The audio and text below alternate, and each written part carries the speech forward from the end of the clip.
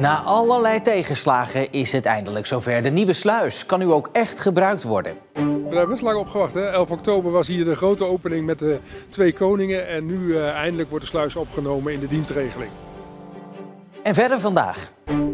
Is er nog wel toekomst voor de fietspontjes? En Zeeland heeft een speciaal kruisbandcentrum.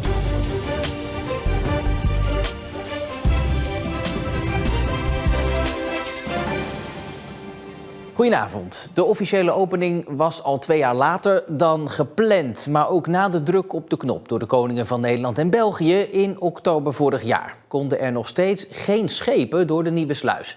De bruggen waren nog niet sterk genoeg. Maanden van testen en proefvaarten later was het vandaag dan eindelijk zover. Dit is natuurlijk waar je echt 8 jaar naartoe gewerkt hebt tijdens de bouw van de sluis. En nu is het dan echt zover dat die gewoon onderdeel wordt van de Noordzeesluizen. En het gebruik van de nieuwe sluis heeft al meteen 2 grote voordelen. Op het ogenblik gaan er zo'n 160 schepen per dag door. Die worden gepland over de verschillende sluizen. Tot nu toe hadden we alleen de Oostsluis en de Westsluis. Ja, en dat geeft wachttijden voor schepen.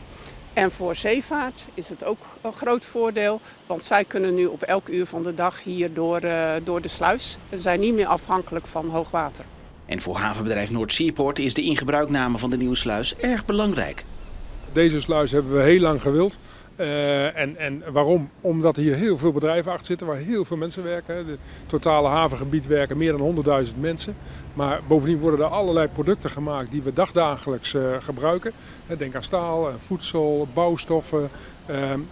Dus je wil daarbij zo flexibel mogelijk zijn met de aanlevering. En daar is deze sluis een hele belangrijke stap in. En daarmee is het voor het eerst in 4 jaar dat Terneuzen weer 3 werkende sluizen telt. Bij een eenzijdig auto-ongeluk in Biervliet is vanmorgen een 24-jarige vrouw uit Amsterdam zwaar gewond geraakt. De oorzaak van het ongeluk is nog niet bekend. De politie onderzoekt wat er daar precies gebeurd is. Het kookadvies van het drinkwater in Katendijke is opgeheven. Sinds woensdag gold de maatregel omdat Evides bij werkzaamheden aan de waterleiding onregelmatigheden had geconstateerd. Uit extra monsters blijkt dat het water nu weer veilig is om rechtstreeks uit de kraan te drinken. Rondje met het pontje. Jarenlang was het een begrip in het toeristisch hoogseizoen. Maar van de bijna 20 pontjes van weleer zijn er nog maar 5 over. En hoe lang houden die het nog vol?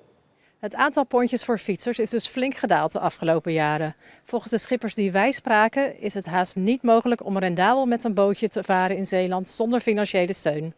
Kijk, we zijn met 3 man bezig op dit moment.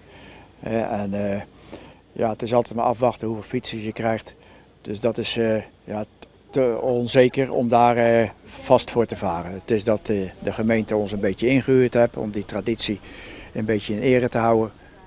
En voor de rest maar afwachten wat het oplevert. Dat wisselt nogal. Als de zon schijnt en het niet te hard waait, komen de mensen wel. We pieken, we hebben dalen. Als het slecht weer is, zien we niemand. En als het druk is, zien we vaak meerdere mensen. Maar dat is ook logisch. We zijn afhankelijk van het weer. Dit jaar kwam er een pontje bij, tussen Ierseke en de Bergse Diepsluis bij Tolen. Maar dat pontje vaart maar 2 dagen in de week. Het subsidiebedrag dat daar gekoppeld zit, dat is niet lonend om daar meerdere dagen voor te varen. Dus kijk, als er nou meer geld tegenover staat, dan kunnen we eventueel ook een hele week varen. Maar dan moet het wel rendabel blijven natuurlijk. Kijk, wij zitten op het water om onze boterham te kunnen verdienen. En aangezien het schip niet op water vaart en ook in verband met keuringen allerlei hoge kosten aan verbonden zitten, moet het wel een beetje lonend blijven natuurlijk. De passagiers vinden de pontjes in ieder geval geweldig.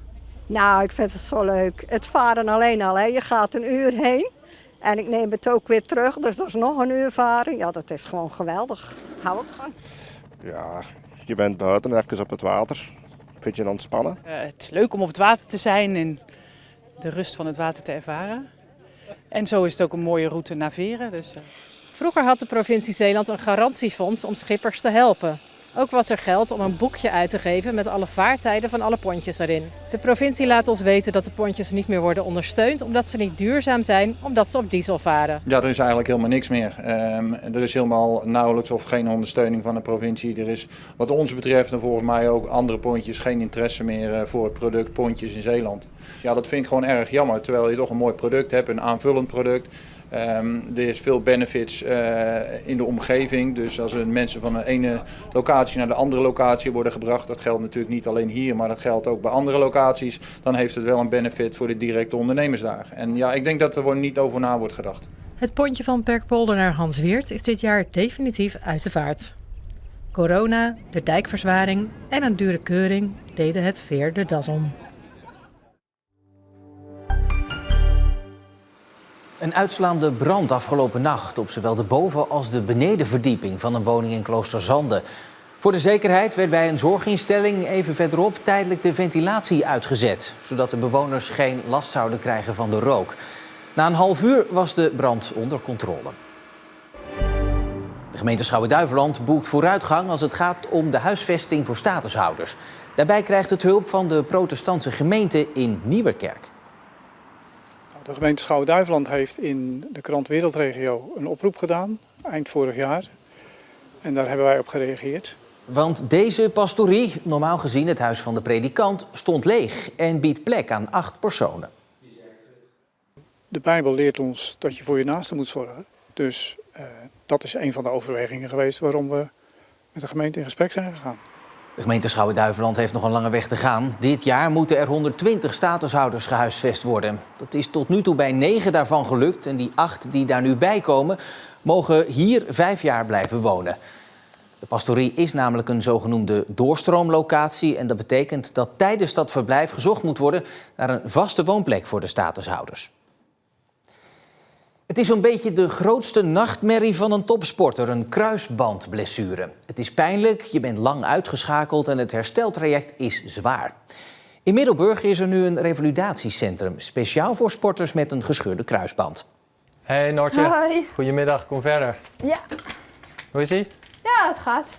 Ja. Steeds meer sporters scheuren hun voorste kruisband af. Een pijnlijke blessure. En volgens de sportfysio stijgen die cijfers vooral bij vrouwen. Een speciaal revalidatiecentrum moet ervoor zorgen dat de sporters beter herstellen. We proberen eigenlijk al vanaf moment 1, als de sporter binnenkomt, die sporter te prikkelen. Het zijn beslissingenmakers, dus ze zijn op het veld continu bezig met situatie A en B. En ze moeten daar continu beslissingen maken.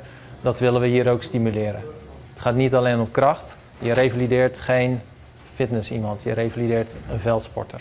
Noortje liep iets voor het einde van het voetbalseizoen de blessure op tijdens een wedstrijd. Ze is inmiddels geopereerd en volop bezig met haar herstel.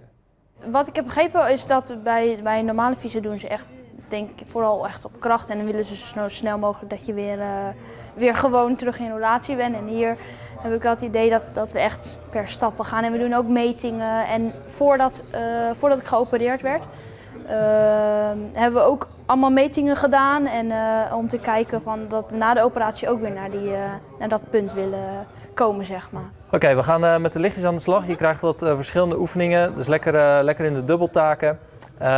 Groen is strekken van je rechterbeen. Zodra ze geopereerd zijn, is het heel moeilijk om je been te strekken.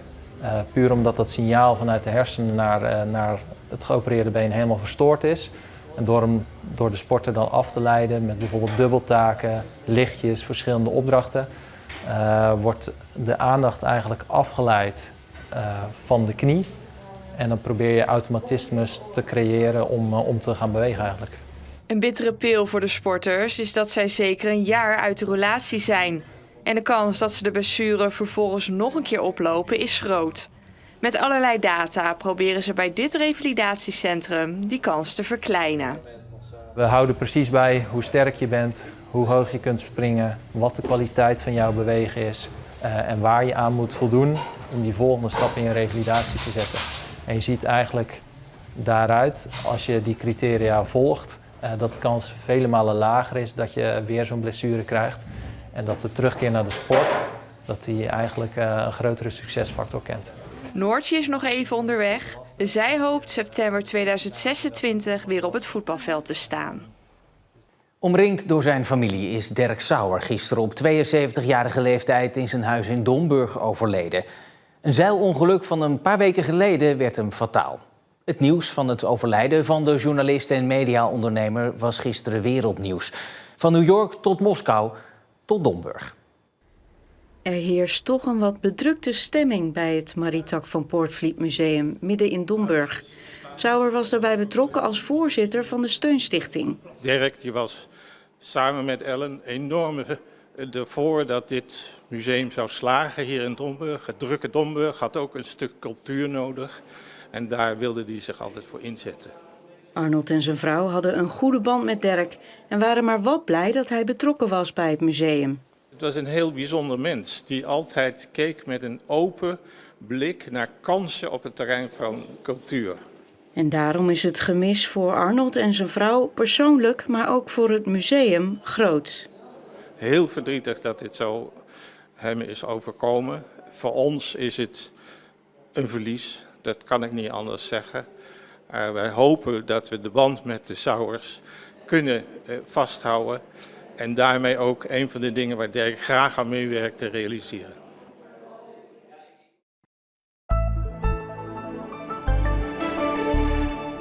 Nou, het was een wisselvallige en een koele dag vandaag, met geregeld ook stevige buien. Ook vanavond en vannacht kan het flink regenen. Morgenochtend vallen er ook nog buien. Morgenmiddag wordt het dan vanuit het westen droog, met ruimte voor de zon. Maar het blijft wel koel. Temperaturen van 19 of 20 graden. Tot zover Zeeland Nu voor vandaag. Het laatste Zeeuwse nieuws vind je natuurlijk altijd in onze app. En ook op omroepzeeland.nl. Ik wens u voor nu nog een heel mooie vrijdagavond, een goed weekend alvast. En heel graag tot morgen.